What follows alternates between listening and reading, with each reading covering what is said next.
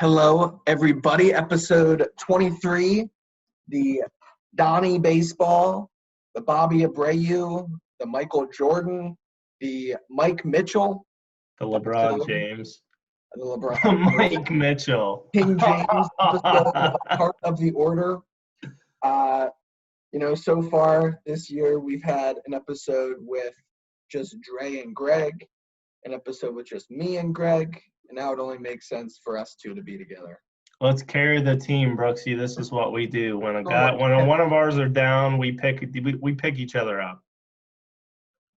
The Donnie baseball episode. That's what this is. So in typical Heart of the Order fashion, the moment that Greg and I stopped recording Friday morning, everything hit the fan in terms of COVID for the next 12 to 24 hours. So it was the news with the Cardinals game being postponed because a lot of positive tests, and there's a lot of back and forth going there in terms of what logistically things look like. At that point, they already announced Sunday doubleheaders, which thank goodness they're having now, because logistically that would be a nightmare.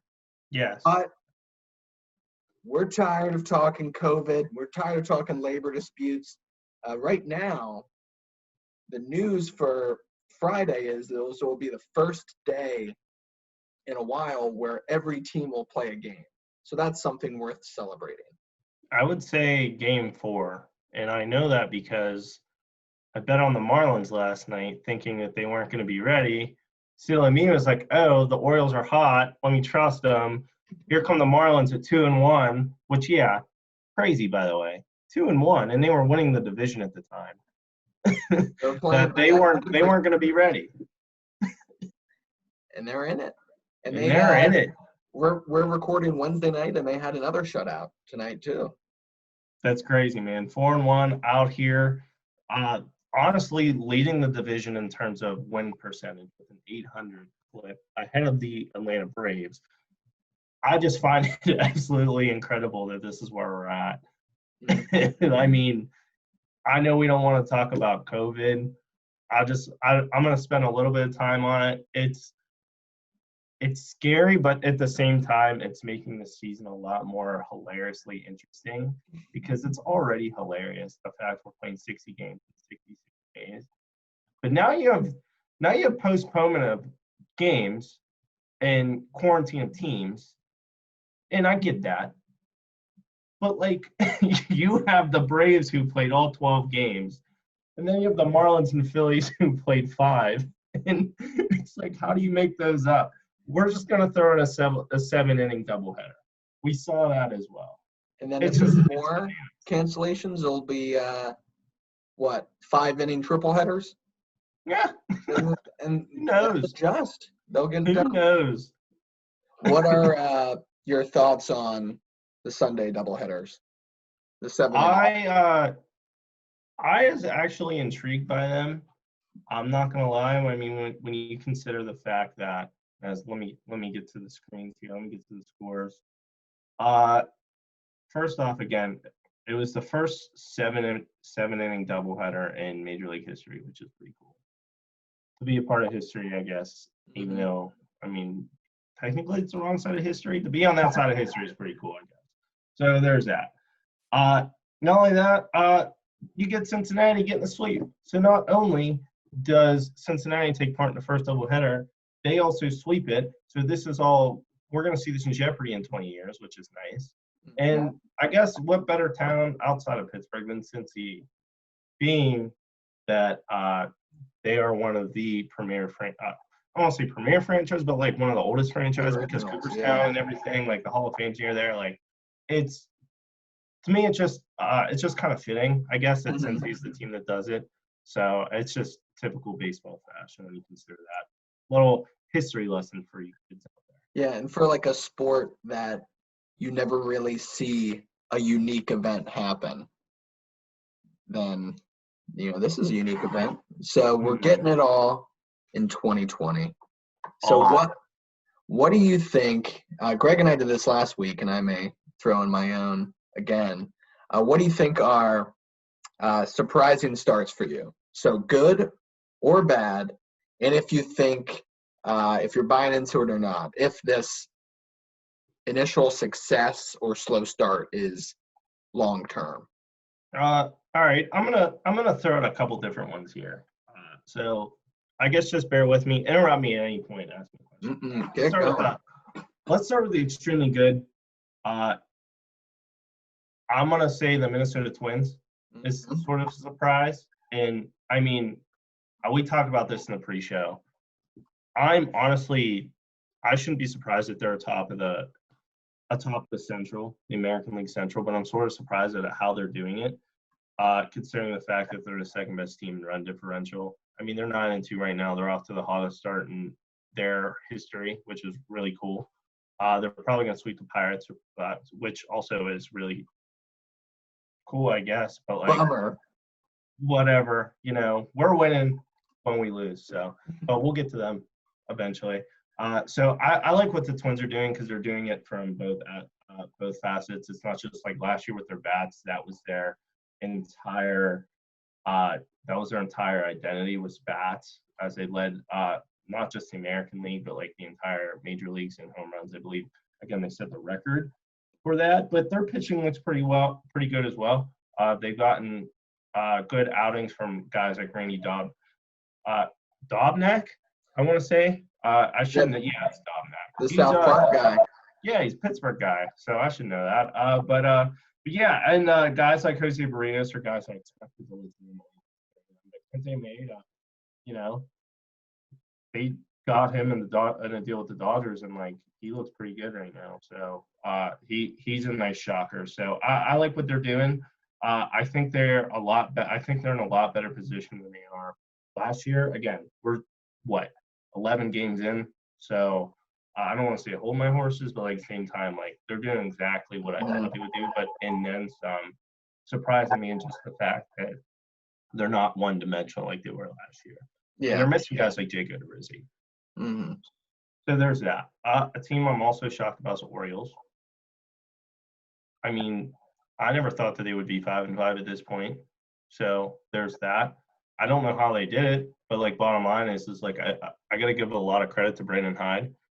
Guys want to play for a manager that motivates them, and they came in. They're a team that came in this season thinking that they were worthless. We all thought they were worthless, and here they are out of the gate 5-5, sitting in second place in the American League East. Yeah, I got to give a lot of credit to Brandon Hyde on that one. So that's pretty shocking. And they're playing tough teams. They won a series against the Red Sox, and obviously you're not gonna win. I think they got swept by the Yankees, but like that's perfectly reasonable. So like they're not having an easy go at it, and they're really holding their own. Yeah, and they got swept by the Yankees. It was a 2-game series, but they swept the Rays, which is something that I never expected to happen. So that's kind of why they are where they are. They took 2 out of 3 of the Sox, and they swept the Rays. And now they're coming back, and they actually dropped 2 out of 3 of the Marlins. So we'll see if they can salvage a game. But still, just the fact right now being so I guess a sixth of the way into the season, like I'm pretty shocked that they're here. I thought they'd be where the Pirates are, which is the bottom. Mm-hmm. But again, I'm not going to go there now. So, we have the second half of the episode just reserved for that. I mean, I think looking at so for me, a team that I'm like, they're both in the same division. The first one being like, holy cow, the Rockies. Like that's one where, I mean, I doubted them in the first place, just not even considering them to be in contention. And at this moment, I think they're 8-2. And as of last week, I don't know where it's sitting now, but their rotation had the best earned run average, or not just their rotation, their entire pitching staff. And that's just a place where pitchers go to die. And the fact that they're sitting at the record now, I think that's one that may not be sustainable, but one that caught my eye.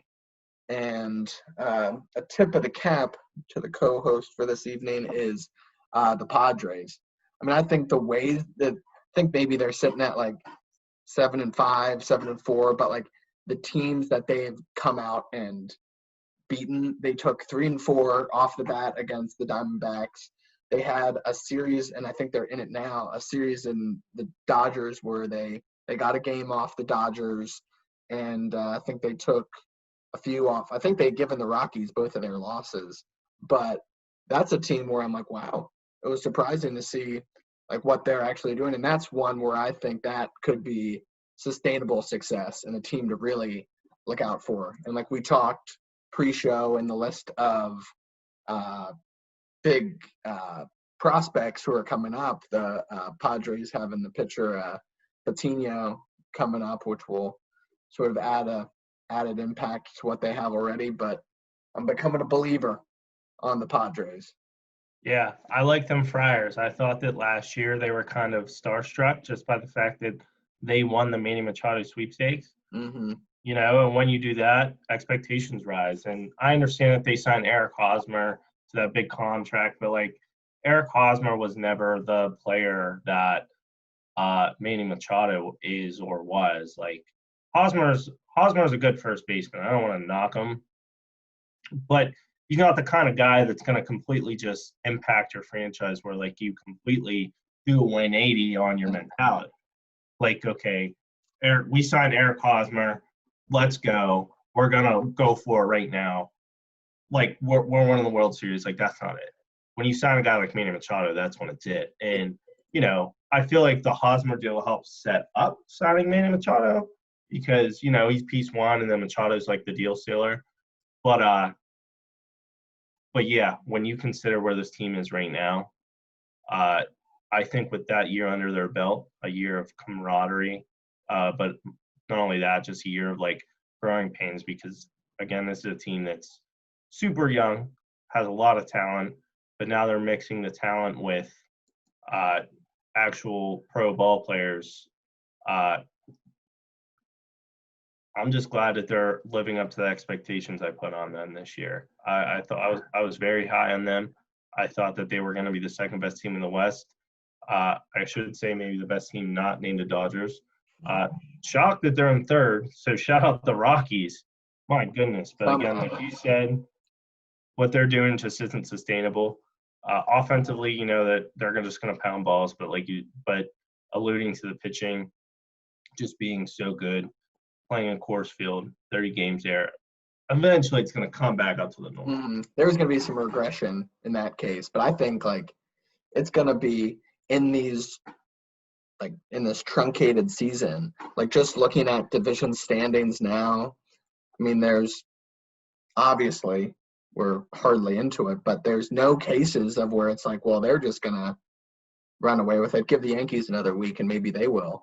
But it will be interesting to see these sort of things develop where maybe the Padres in a 60-game season can do something with the Dodgers if they don't start getting going. But that will be something to keep. Penguins are up 3-1. Let's go. I have a nice setup right now going. I don't have it on behind me. I don't know what's on back there. So we didn't talk about this pre-show, and I don't want to put you on the spot, but I want the Dre holy cow performance so far this year. Give me a pitcher and give me a hitter. Hitter. I think the hitter's going to be a lot easier than the pitcher. Yeah. Just off the top of my head, the hitter for me, just watching him is Colin Moran. I mean, this dude, we don't even talk about in terms of one of the best players on the Pirates, and I understand they're at the bottom of the standings right now, but like we're coming off the season where Josh Bell had he was an all-star. He was in the home run derby. He had one of the best months of baseball I've seen in a long time in the month of May. He finished with almost 40 homers and knocked in 115 RBIs. It wasn't even like he just eclipsed that mark. He was driving in runs all year. And this dude, Colin Moran, has 5 home runs, leading not just the team, but he was leading Major League Baseball. Yeah. You know? So, I'm very shocked about him. Now he's second because Aaron Judge is just mashing the ball. That was my mainstream pick that I was going to make. Yeah, but I had to go Colin Moran. I gotta give the old Redbeard his due here. Yeah. I didn't know he had it in him.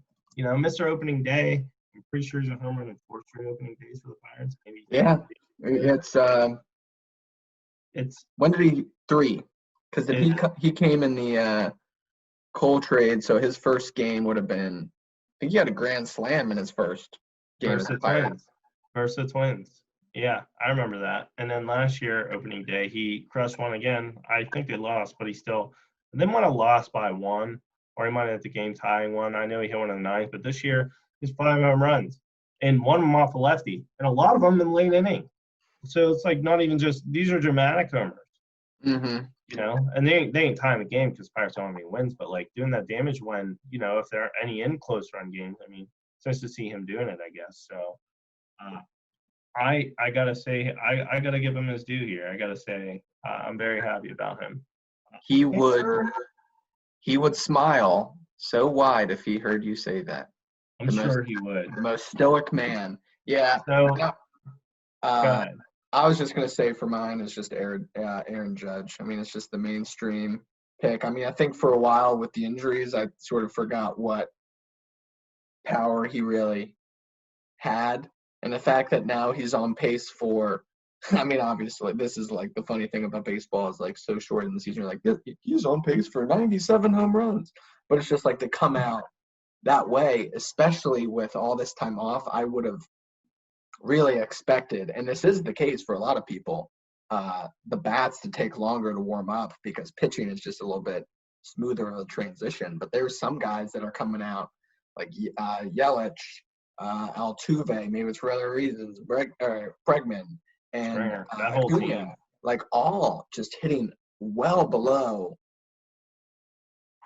not even what they're normally capable of, well below average. And like seeing Judge come out and just mashing the ball, I think that's been super impressive. And pitcher for me, it's the only bright spot on my fantasy baseball team is Shane Bieber. Damn it. And sorry. This is what Mac feels like. Oh, man. He's just been insane. And it's like we should have known. Like, not just that he would be good, but that he would have just taken this huge leap. As soon as Kluber leaves, it's the passing the torch from one Indian ace to another. It's happened now since Bartolo Colon was on the Indians in like 2000. Right? Yeah. Every time they pass the torch on to a new one. And the fact that 20, he's averaging like over 1.5 strikeouts an inning. He's just going out there and efficiently doing work. And the fact that he's keeping the Indians in it.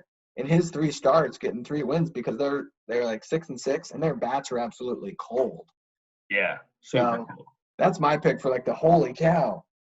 Yeah. And fun fact about I was gonna pick him. I was hoping you weren't going to because I was gonna sing. So in the end, you probably saved our viewers a lot of humiliation. I was gonna sing. I'm gonna sing it anyways, I guess, since I can't just leave us in suspense here. But I was gonna say, and I saw his face. Now I'm a believer. Yes.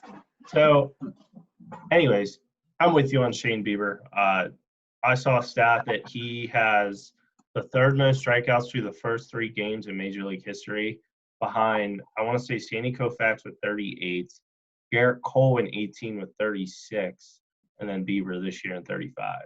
So he's absolutely lights out right now. Like you said, give him his props, and especially the Cleveland Indians because they found yet another ace, like you said, since 2000, and those names were just starting to pop into my head. You had him, you had guys like Cologne, then when he was gone, you had like Cliff Lee. You had Jake Westbrook. You had CC. You had Kluber before Kluber. You know, Bauer's expected to be the guy, but Kluber won 2 Cy Youngs there. Now you have this dude Shane Bieber, who's probably going to win the Cy Young this year, unless Garrett Cole gets robbed again. But I guess for the sake of being different, I'm going to have to go with Sonny Gray because here's Sonny Gray's a guy that when he was in Oakland was really good. Yeah, I like That guy. You talked about that, and it's really affecting Sonny Gray in a good way, in a Mhm. great way, I should say. But Sonny Gray is a guy that when he was in Oakland was thought of as, I guess you could say, the next Tim Hudson. He was supposed to be just the ace of the staff. He was for a little bit, but then when the Yankees traded for him, he fell off. And when he went to Great American Ballpark, I believe last year, he still wasn't himself. So no one thought he was going to be, worth anything, because he's not pitching well. He's in a hitter's ballpark, which is not the place you want to play if you're not pitching well anyways. And this year, in 3 starts, this dude has an ERA under 1, .96 to be exact, which is right. It's a smidge higher than Bieber's. Yeah, because Bieber's is lower at .83. He's 3 wins, but he also is second in strikeouts behind Bieber. So in his 3 starts, he's been lights out for the Reds, who, again, like the Indians, are just kind of being middle of the road, and that's a team that we expected to be at the top of the standings in the National League Central. But they're only there because of Sonny Gray. Mhm. So, just like Bieber, we got to give Sonny Gray's props here, who early on, I guess, would be the Cy Young winner for me. Just because, again, to be different, sorry to Jake DeGrom, who is still incredible, by the way. Pitching a third and not getting. I just got to give Sonny Gray his props. Like you said, it's awesome to see guys like that just kind of bounce back in a big way. And then, yeah, I like that answer. I think this is like, it's embarrassing to admit, but this is is that a goal? Yeah, What's goal going on? Canadians. Damn it. 3-2. So this is like the first year, because a lot of times I'll like see the retweets, but I don't follow him. But this is the first year I'm following Pitching Ninja, and like just seeing like all the pitchers throwing this stuff. I'm like, holy cow, the way that they're able to move that ball. And I think it's cool. Where I don't know if this is always the case. If you follow him in the past, maybe you'll know. But like pitchers are reaching out to Pitching Ninja on Twitter about like different grips of pitches and like how to throw different stuff, and like they're implementing it now. And I think it's Diekman on the Athletics. Yeah. He reached out to Pitching Ninja about something, and then he implemented that switch, and then Pitching Ninja showed side by side like the pre and the post, and he got like an extra like 4 or 5 inches of like her horizontal movement. I'm like, holy cow, that's insane.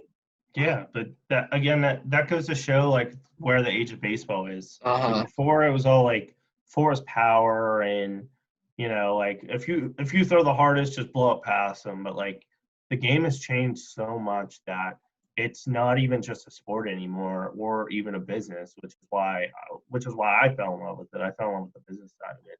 It's now a science. Yeah.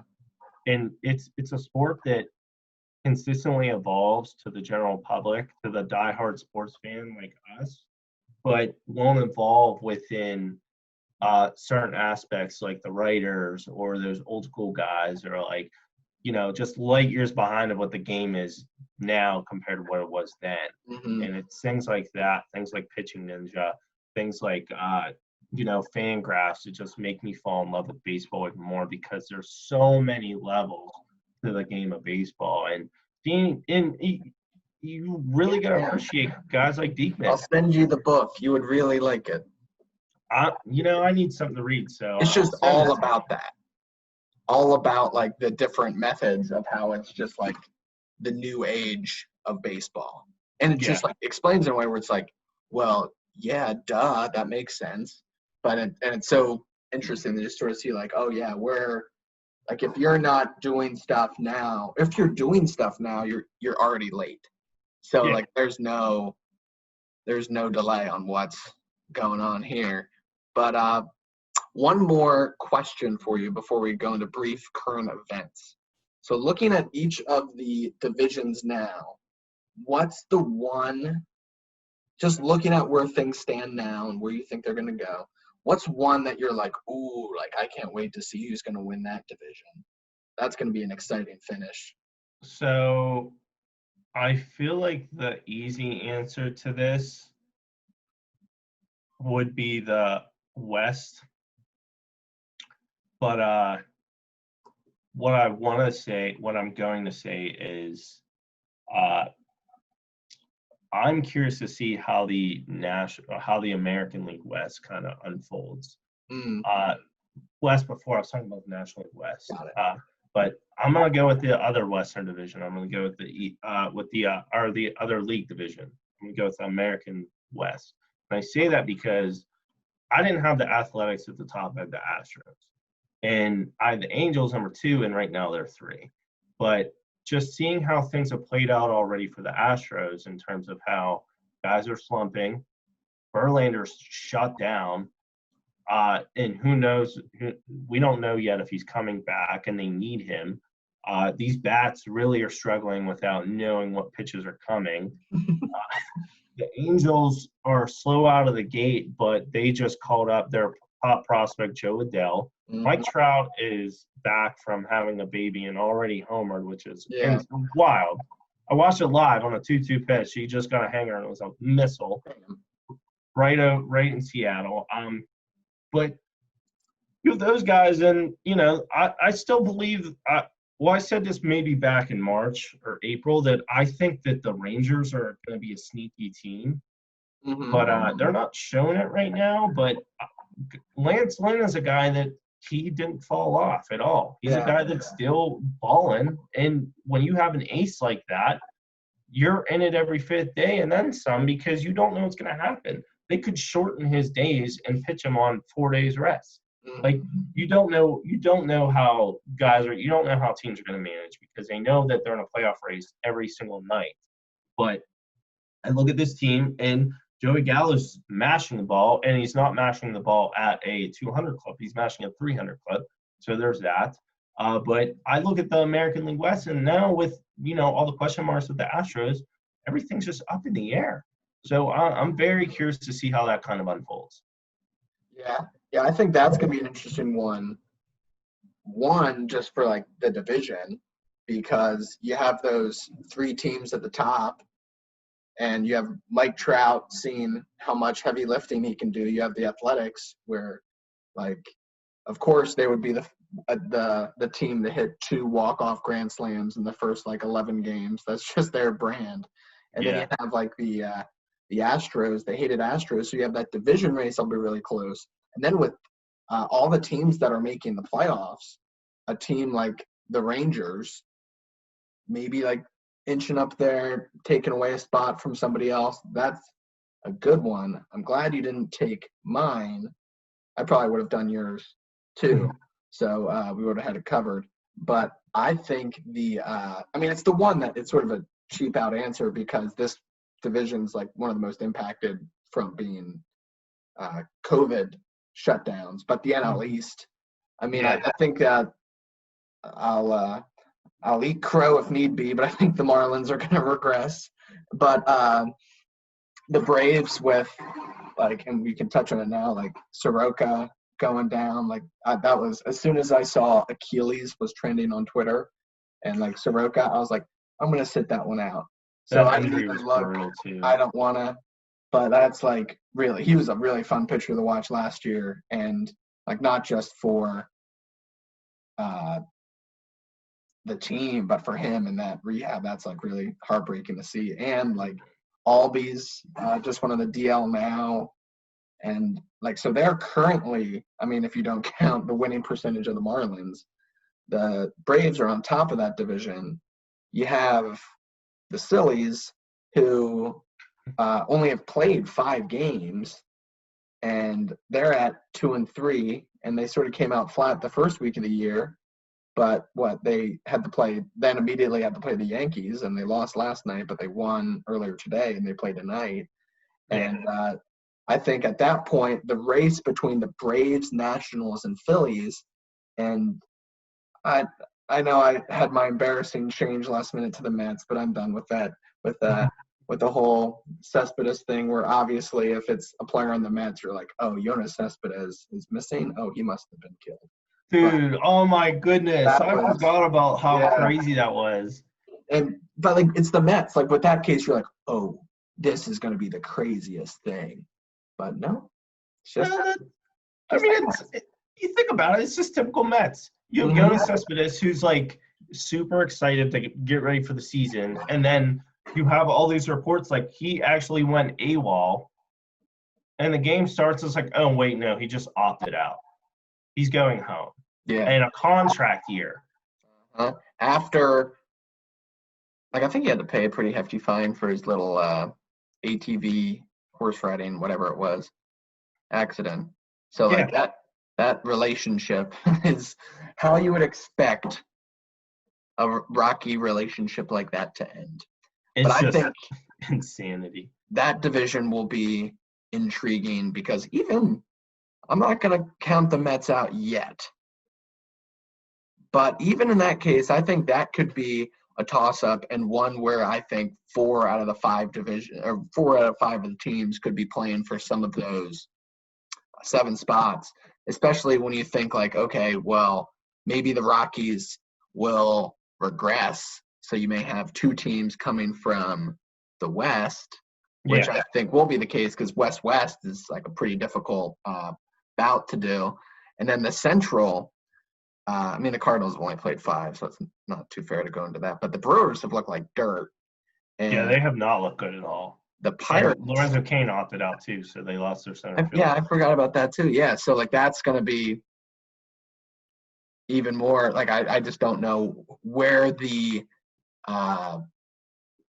top, like where the next, who the last 3 or 4 teams are going to be that are going to make it out of the NL. So that's going to be a division specifically that I'm intrigued by. And then just looking before we go to lovely Pirates talk. Before we transition to a team that's not going to be there at the end. All right, so 1, 2, 3. All right, so that's about the same. I'm just checking and making sure it's pretty consistent. Probably the team that did the most with their hot start is the Cubs, sitting at 9-2. They played a lot of those games in the division. Looking at their odds now to make the playoffs, I don't know where it was at the beginning, but currently it's at 94%. Yeah. And I think that was a team that we weren't – I don't think any of us picked to win the division or anything, but that's a team that's definitely on the right no. I don't think any of us picked them to win the division, but I know I picked them to make the playoffs. I know I picked them over the Brewers just because with the way the format was, I just thought that I thought they had too much talent in order to miss the playoffs. I know that they're in a new year with Dusty Baker being their manager. No, wait, I'm sorry. Dusty Baker's not their manager. I'm thinking way old school. Yeah, David Ross is their manager. Dusty used to be their manager. Probably when David Ross caught them. He caught them. Wow. Anyways, them being at 9-2 atop the division and the way they're doing it is incredible because that's a team that offensively, they're about middle of the road. They're being carried right now by their starting pitching, which is what you would think based on their arms that they have. You would think that would be the way that they're doing it, but their bullpen has been so bad. And the fact that they're even 9-2 and somehow able to close games, I'm impressed because watching Craig Kimbrell sort of just fall apart and just be an absolute shell of himself. He got yanked last night, and David Ross is like feel bad because David Ross, like here's a guy that he played with. They were teammates, I'm pretty sure, in Atlanta. And yeah, wow, I don't think of that. And now it's like, I know we're buddies, but like I gotta do what's best for a team. I'm gonna yank you. Like you gotta figure out what you're doing here. And he yanked them in order to save the game. But like seeing David Ross do that, it's like, okay, he understands what's at stake. He understands, he's in that manager mentality. It's not like here's my guy, here's my friend. Like, you only get so many opportunities before you're on the chopping block, but he can't figure it out. And it kind of sucks because he used to be one of the most dominant relievers in baseball, and now it's just he looks terrible. But for him to look so bad, Post that holdout. not to look good, for them still being 9-2 atop this team is pretty impressive. Well, that's a team who maybe, and they don't come to the Pirates for it, they can't help you. That's a team who could be maybe shopping in the trade deadline in like 3 weeks. But right before, this is in transition to Pirates talk, as 2 minutes ago, Max Kepler hit a 3-run home run to put the score to 5-0 in the top of the ninth off Neverauskas. So we reach Pirates talk. The soon-to-be 2-10 Pittsburgh Pirates. Oh, my goodness. And Shelty's return to Minnesota is not good at all. It's just they're just beating them down. And I looked at the score. I think it was 1-0, top of the eighth, and the bases were loaded. So for the Pirates not to get a run just says everything it needs.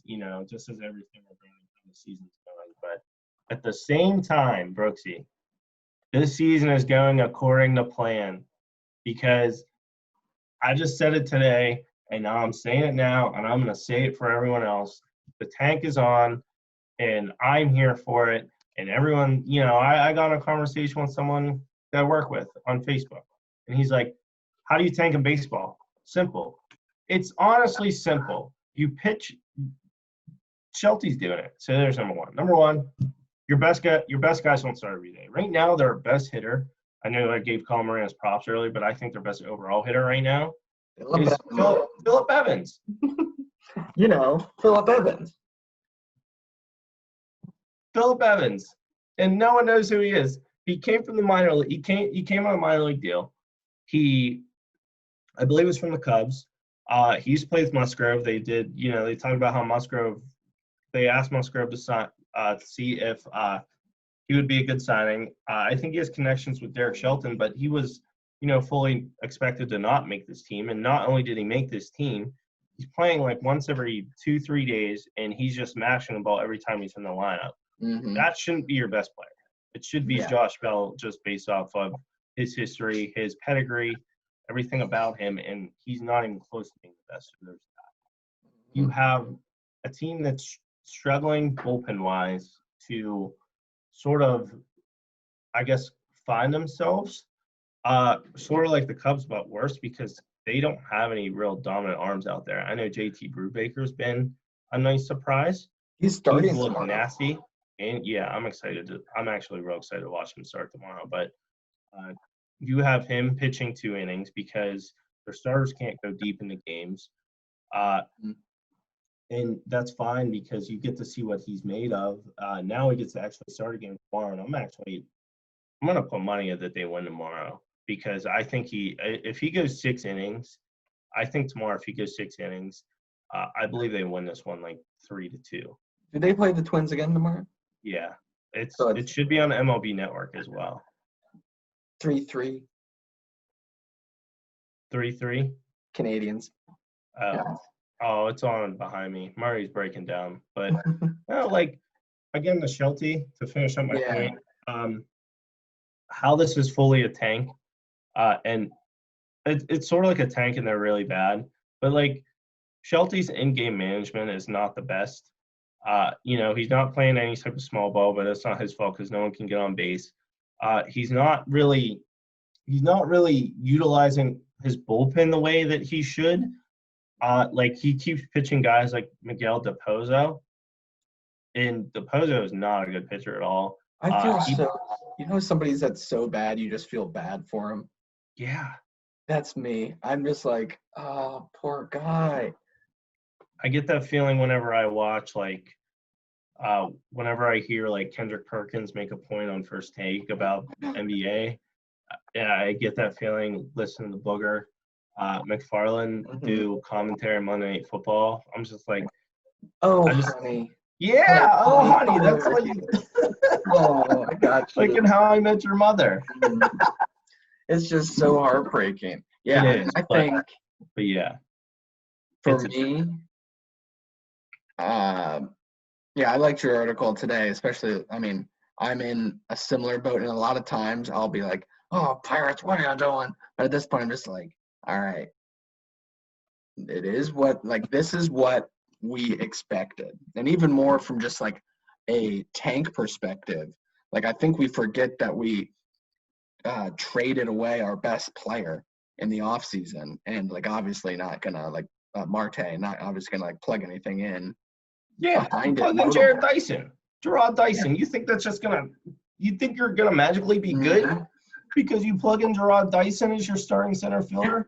And like they've been like hit hard with injuries, and it like sucks for Nick Birdie. He has like the worst like luck aside of Polanco and Tyon and some other people on the Pirates. But I think at this point, it's like you have to reframe the things that you're not just going to root for, but are going to follow. One, you're going to follow what team has the worst record in the league. And if it's the Pirates, then all right. You're also going to follow, like, all right, J.T. Brubaker's pitching tomorrow. Hell yeah, I'll sit down and watch that. Let's see what he got.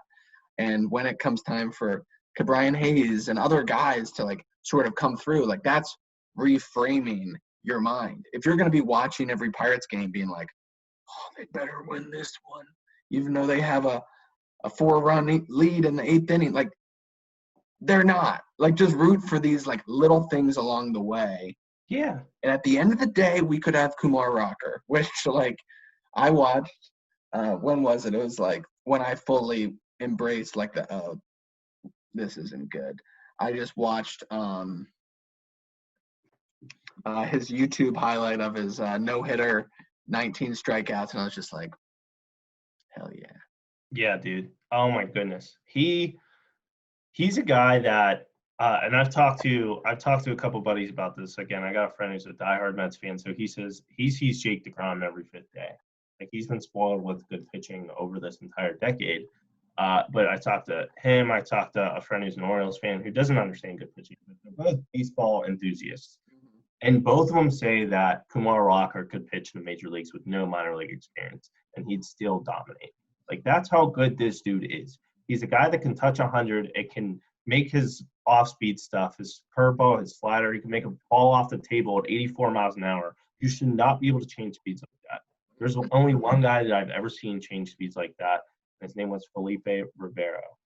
I'm not going to say his new last name, but you should not be able to go from – and I understand some guys do it, but, like, just to go from 98 – and then your off-speed stuff just be 94, and it just looked the same coming out of your hand. You get to an actual major league level with actual major league coaches. That's a guy that has potential to be, his ceiling could be Garrett Cole. So we have something to root for. We do. Yeah, in addition to that, I like the little victories, the Pirates, like the memes I see, like, you know, the movie The Interview with James Franco, and he's in the tank, and it was like every time the Pirates lose, one of the people I follow just tweet that image of like James Franco in the tank, just like going. And then there was the interview with our president where he was like holding up a graph of something with like coronavirus cases. He's like, and like, we're last, which means we're first. Like somebody said tweeted out last night. And I was like, yes. I was like, yes, I love this.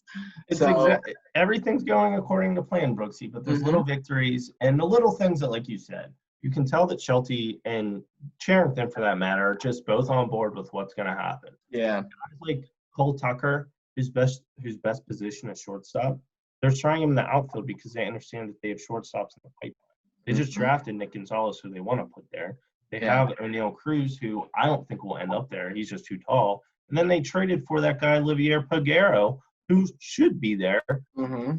But, like, they want to see what they have in Garrett Cole, Cole Tucker, I'm sorry. And there's only one way to do that. You try him in places like center field and outfield. So that's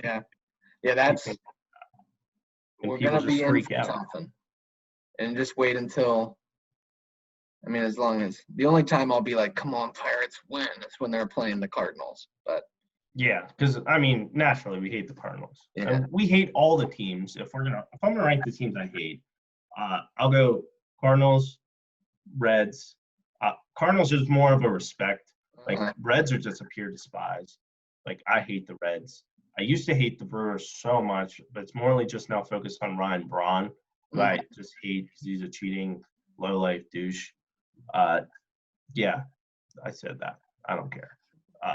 So I hate him. I just hate the way that he completely destroyed that guy's life about his steroids and not taking them. So, and then the Cubs, who I like David Ross being on the team now. Joe Maddon's gone. I kind of appreciate them a little bit more. Theo Epstein's just a cool dude. So yeah. I think because I've been in Pittsburgh now 5 years. I think give me 2 more years, and I think I'll hate the Reds a lot more than I do.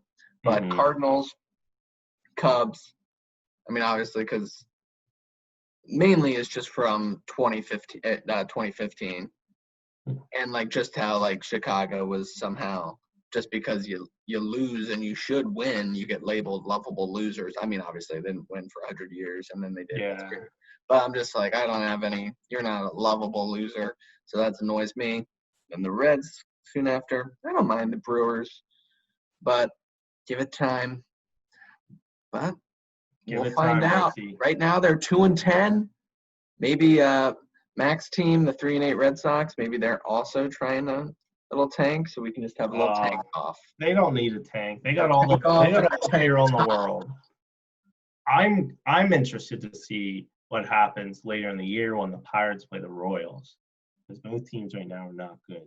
They're going to see if Cole Tucker can become a pitcher. Yeah, who knows what's going to happen. All I know is 2 things. One, they were never expected to win this year, and if you thought that they were going to, you're an absolute psychopath. And 2, everyone on this team that's on the major league roster right now is trying for a job 3 years down the road because there's no long-term contracts outside of Polanco, and that'll even be offloaded at some point. If not this year, off-season, next year. Polanco's not going to be here. Josh Bell's going to be another one who's just going to be traded, although part of me wants to convince myself he's going to remain here long-term just because of the fact that there's a DH now. So I'm just holding out hope. But if he's traded, it's part of the process. So whatever. But even a guy like Joe Musgrove, I expected to fully be traded at some point.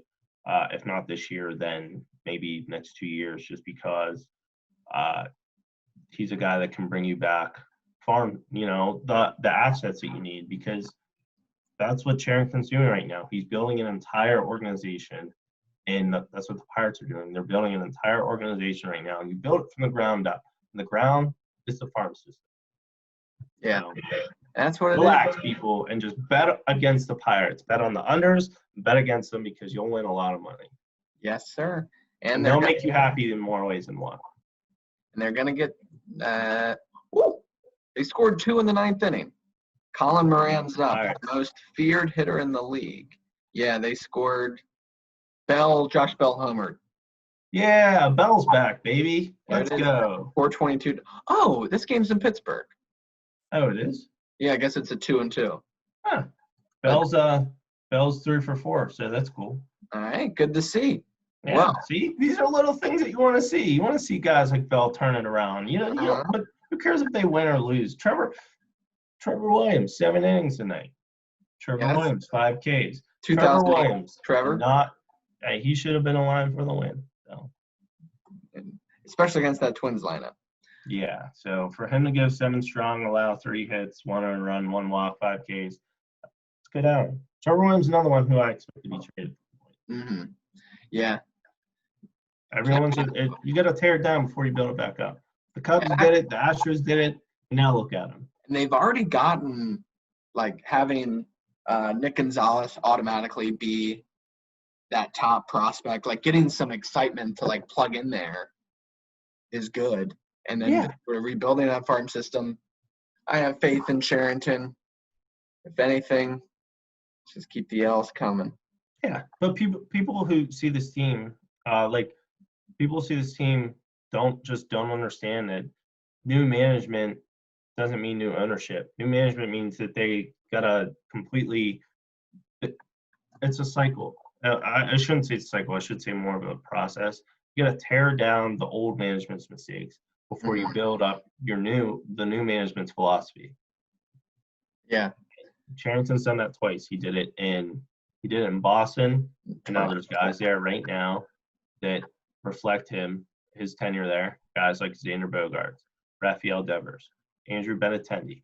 All those guys were there. I'm pretty sure he even had a hand in Chris Sale being there. Mm-hmm. Yeah, and he's a rookie guy too, I think.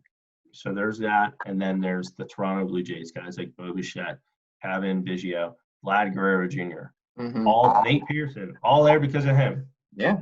All future stars, every single one of them, including the Red Sox guys who are kind of now stars, middle of the ground, but are very talented. Devers is a star. He's a stud.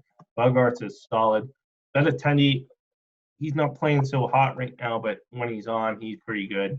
But Vlad Guerrero Jr. and Bo Bichette they're so young, but they're so good already, and they're going to be so much better when they're older. Nate Pearson's going to be an absolute stud.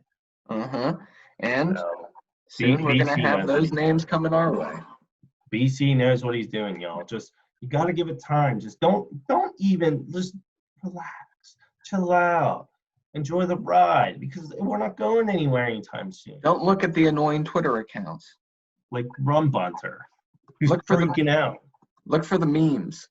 Yes, the funny memes, the tank is on memes, the Kumar Rocker picture, baby, because we'll be rocking out soon enough. For every loss, I see the one with Kumar Rocker, and it was like he has like the light up eyes, and it's like, thank you for bringing us one step closer to Kumar Rocker and stuff. And I'm like, hell yeah. Hashtag soon. Well, Dre, it was a pleasure. Hey, pleasure was all mine. Love working with you, Brooksy, as always, brother. But hey, we did it tonight by ourselves. No Mac needed. Yeah. Although we miss you, buddy. But Mac wanted. But he said it last week. It didn't happen, but I think it's happening next week is the first Twitch episode. So. Yeah, we'll be Twitch. We'll be live, right? We'll be live on Twitch next week. Yeah, live. Bring your popcorn. It's going to be a show. Have a good day, everybody. Toodaloo, y'all. Bye-bye.